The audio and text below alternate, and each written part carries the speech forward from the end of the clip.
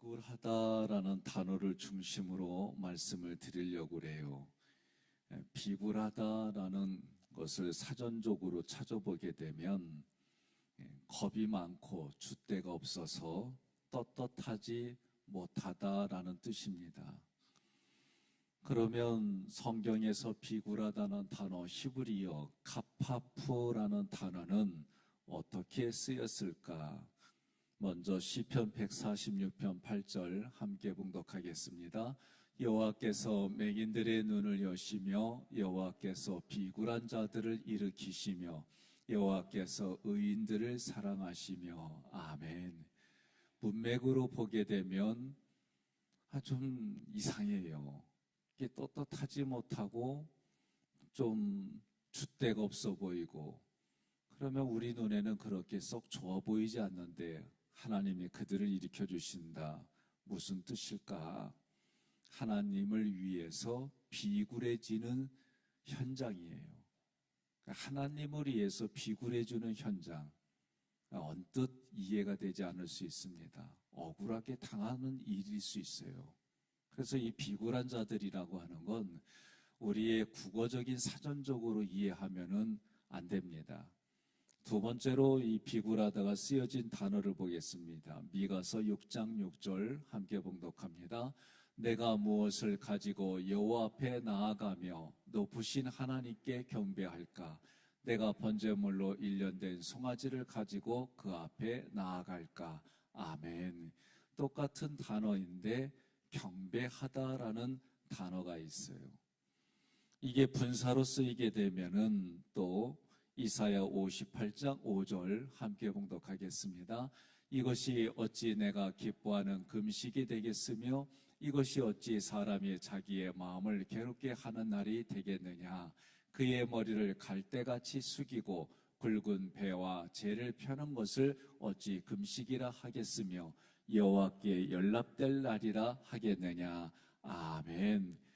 여기서 보니까 머리를 숙이다라는 데 쓰였어요. 그러면 가파프라는 거 하는 것이 쓰여진 용례를 보니까 우리는 이 단어가 하나님 앞에서 머리를 숙이는 거예요. 하나님 앞에서 머리를 숙이는 현장, 그 현장이 우리가 볼 때는 구불이다라고 해석을 하는 거예요. 그러면 하나님 앞에 머리를 숙이고 하나님 앞에 나 허리를 구부리고, 그래서 어떡한다? 하나님 앞에 복종한다. 이게 카파프라는 단어예요. 그런 사람들이 성경에는 뭐라고 돼 있느냐? 비굴한 자들이다 라고 얘기를 하는 거예요. 그러면 여러분, 시편 145편 14절에 여호와께서는 모든 넘어지는 자들을 붙드시며 비굴한 자들을 일으키시는도다. 아멘. 그러면 넘어지는 자들은 어떤 상황에서 있는 사람들을 말할까? 현재의 상황에서 자기 스스로 자기에게 가능성이 없다 말이에요. 늘 우리가 말하는 것처럼 자기 의를 내세우지 않는 거예요. 하나님 앞에 나는 아무것도 아닌 존재다, 그렇게 생각하는 사람들이 넘어지는 자들이다, 그런 얘기예요. 우리는 넘어지는 자들이다 그러면 또 국어사전적으로 어디에 걸려서 넘어졌나 이렇게 생각할 거예요. 그러나 여기에서 넘어지는 자들은 자신의 힘, 자신의 능력, 이런 것들을 하나님 앞에 쓸모없는 거다. 그래서 자신을 낮추는 삶을 사는 사람들이 넘어지는 거예요. 그들을 하나님이 붙드신다라는 얘기는 그들을 하나님이 지지하신다는 거예요. 하나님이 그들을 기뻐하시고 자기의 의를 내세우지 아니하고 하나님의 의를 붙드는 사람들을 하나님이 떠받쳐주고 지지해 주신다. 비굴한 자들이라고 하는 것은 타인에 의해서 구부려지고 타인에 의해서 머리가 숙여지고 타인에 의해서 굴복하는 거예요. 그러면 이 사람들은 믿음을 지키려고 당하는 고난입니다. 여러분과 제가 이 땅을 살아가면서 믿음 생활하는데 내 의지가 세상에서 말하는 가치들을 내가 얻으려고 겪는 고난이 아니에요. 믿음을 지키려고 정말 하나님의 일을 하는데 겪는 이성적으로 이해할 수 없는 고통과 고난을 겪는 사람들이 비굴한 자들이다 라고 말하는 거예요. 그러면 그런 상황들, 고통과 고난을 겪을 때 이 비굴한 자들이라고 하는 사람은 시선을 어디에 두느냐? 하나님께 시선을 두는 거예요. 그래서 그런 상황일지라도 하나님을 경배하고 하나님께 시선을 맞추어 하나님의 뜻을 성취하는 자가 되는 거예요. 그런 사람들이 비굴한 자들이다. 예를 들어 보겠습니다. 사도행전 16장에 바울과 실라가 나옵니다. 이 사람들이 16장 16절부터 보면 점치는 귀신 들린 여종의 이야기가 나와요. 이 사람들은 유대인들이 아니에요. 주인에게 돈을 벌어다 줘요. 왜? 귀신 들려가지고 점을 쳐요. 그래서 그 점을 쳐주는 대신에 돈을 받으니까 주인들이 기뻐하는 거예요. 그런데 이 여종이 어떻게 하느냐? 바울과 실라를 뒤쫓아가면서 뭐라고 소리를 지르냐면 이 사람들은 지극히 높은 하나님의 종으로 구원의 길을 너희에게 전하는 자라. 여러 날 동안 바울과 실라를 쫓아다니면서 이렇게 얘기를 해요. 그때 이런 일들을 계속 겪으니까 바울이 내가 예수 그리스도의 이름으로 명하노니 내가 너에게 명하노니 그에게서 나오라 하니 귀신이 즉시 나옵니다. 그럼 여종의 주인들은 우리는 이게 아멘이 되고 할렐루야 축제의 분위기인데 예수님을 그리스도로 고백하지 않는 이방의 주인들은 어떤 마음이겠어요? 생존이 끊어지는 거예요. 자기가 먹고 사는 그런 생존이 끊어지니까 얼마나 화가 나겠어요. 그러니 바울과 실라를 붙잡아서 어디로 데리고 가느냐? 관리들에게 끌고 가는 거예요. 제가 볼 때는 그 관리들도 상납을 받지 않았을까. 아니 다짜고짜 이들이 고소고발하니까 그냥 옷을 찢어버리고 때려서 감옥에 집어넣는 거예요. 뭐 얘기도 안 들어요. 그런데 이들이 누구냐? 바울이 로마의 시민권을 가지고 있어요. 그러니 로마의 시민을 제대로 법도 통하지 않게 했으니 관리들이 놀라는 거예요. 그래서 어쨌든 그 이야기를 듣기 전에 바울과 실라가 감옥에 갇히는데 감옥에 갇혔어도 이들이 어떻게 해요? 성경에 보면 그 발을 착고에 든든히 채웠더니 움직이지 못하겠다는 거죠. 그리고 바울과 실라는 한밤중에 하나님을 찬양하고 하나님께 기도합니다. 그때에 하나님이 큰 지진이 나게 해서 옥에 진동을 일으켜서 문이 다 열려지고 모든 죄수들이 도망가요. 간수가 책임을 못했으니 자기가 목숨을 끊으려고 해요. 그때 바울과 실라가 자결하려고 하는 사람을 말려요. 말리고 나서 바울과 실라는 그 사람과 대화를 합니다. 근데 그때 이 사람이 뭐라고 하냐면 어떻게 해야 내가 구원을 받을 수 있겠느냐 그렇게 얘기를 해요. 그러자 그 사람에게 복음을 전하고 더 예수님을 받아들이고 그리고 바울과 실라를 데려다가 닦이고 그 가족들이 또 다 예수를 믿게 됩니다. 이런 현장을 볼 때에 하나님 앞에 하나님의 일 때문에 감옥에 갇히는 거예요. 감옥에 갇히는 것이 이게 참 억울한 일이죠. 힘든 일입니다.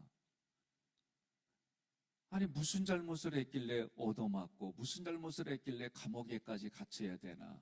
이 모습이 히브리어 카파프의 비굴하다. 하나님 때문에 하나님 앞에 하나님을 위해서 자기의 허리를 구부리는 모습이 이런 모습이다. 그래서 하나님께 굴복하니까 사람들 눈에는 그 모습이 참 좋아 보이진 않아요. 제가 어느 목사님이 얘기하는 거 들어보면 참 제 마음에도 그런 게 있지 않았을까. 저는 성장 배경이 시골이에요. 이렇게 보면 목사님이 머리 뽀글이 파마에 몽빼 입은 아줌마들에 둘러싸여서 신방가요. 한번 상상해 보세요. 거기에 힘이 있을까? 거기에 어떤 사람들이 말하는 권위가 있을까? 그렇진 않아요. 그런 모습을 제가 얕잡아보고 그런 게 아니에요. 저희들 정서예요.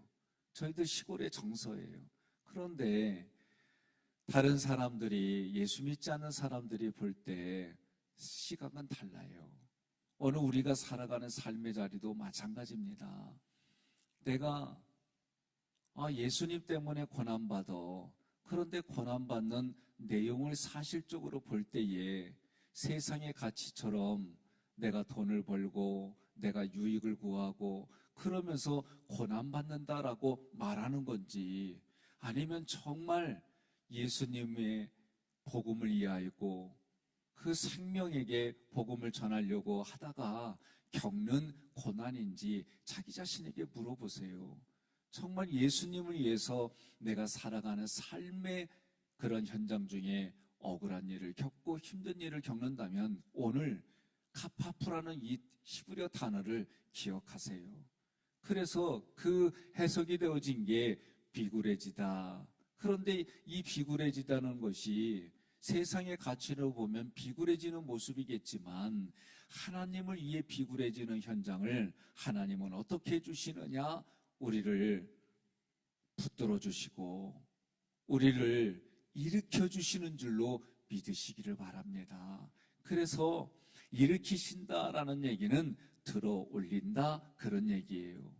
하나님 앞에 자신의 것을 버리고 자기 생각, 자기 감정을 버리고 하나님께 예배하는 이들에게 하나님이 함께 해주신다. 그러면 여러분, 하나님이 함께 해주세요. 하나님의 나를 만나주셨어요. 이게 은혜예요. 그러면 어떤 현장들이 생기느냐면 우리 삶에 어렵고 힘든 일들이 해결받아요. 해결받습니다. 그러니 주님이 나와 함께 해주셔서 우리가 겪는 일들이 주님이 나와 함께 해주시면 우리는 생각하기를 형통한 길로 무조건 걸어가는 거로 생각해요. 그렇지 않아요. 하나님이 나와 함께 해주시는데 내가 겪는 그런 비굴한 삶의 모든 것들은 실제적으로는 하나님이 다 겪으시는 거예요. 이 원리를 여러분들이 아셔야 돼요. 우리 자녀들이 어려운 일을 겪으면 부모들이 뒷짐지고 룰루랄라 그런 부모 한 분도 안 계세요. 자녀들이 어려움을 겪으면 그걸 부모가 해결해 주지 못하는 상황이 되면 마음으로 아파해요. 그리고 그 현장을 해결해 주려고 부모들은 어떤 모양으로든 움직이게 되어 있어요. 이게 부모예요. 하나님의 우리의 영적인 부모예요. 그리하면 성경에도 기록된 모습들을 보면 우리와 임재해 주시는데 그분이 그 모든 걸 짊어지신단 말이에요.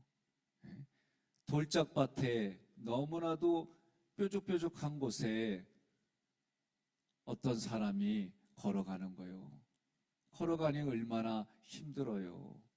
분명히 조금 전까지는 예수님의 발자국도 있었고 내 발자국도 있었는데 왜 어려운 일이 되니까 발자국, 내 발자국밖에 안 보이지? 눈을 열어두니까 이 사람 대신에 그 발을 다 예수님이 밟아주시더라.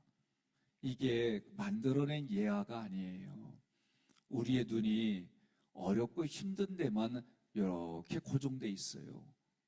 그러나 하나님이 주신 은혜로 눈이 열려지면 나와 함께 하시는 예수님이 다 받으시는 거예요. 그러니 세상이 나를 미워하면, 세상이 우리를 미워하면 예수님을 미워하는 것이다라는 의미가 어떤 것인지 기억해야 됩니다. 그래서 오늘 하루를 여러분이 시작하고 예수의 이름으로 부르짖고 기도할 때에 내가 하나님 때문에 허리를 구부리고 하나님 때문에 내가 참 비굴하다는 소리를 듣는 현장들은 오히려 하나님이 그것을 통해 넘어진 자들을 붙들어 주시고 비굴한 자들을 일으켜 세워주시는 원리가 오늘 지금 여기에서부터 여러분과 제가 남은 인생을 살아가는 모든 그 시간 내내 하나님의 도우심이 임재가 넘치기를 주님의 이름으로 권면하며 축복합니다.